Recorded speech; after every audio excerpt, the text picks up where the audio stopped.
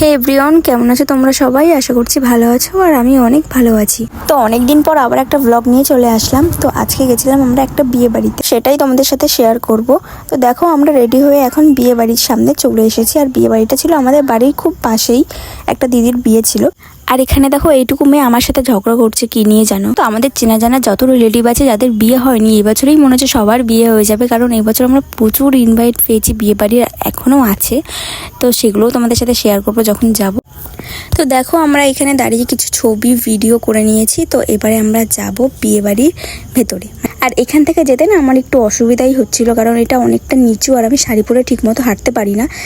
আর এখান থেকে যাওয়ার সময় এই লাইটিংগুলোতে আমার বৌদির শাড়ি আটকে যায় এমনভাবে আমরা ছাড়াতেই পারছিলাম না। আর আমার ভয়ও করছিল, কারণ এই লাইটগুলোতে না কারেন্ট ছিল। তাও আমরা ভয়ে ভয়ে আস্তে আস্তে লাইটটাকে ছাড়িয়ে নিই শাড়ি থেকে।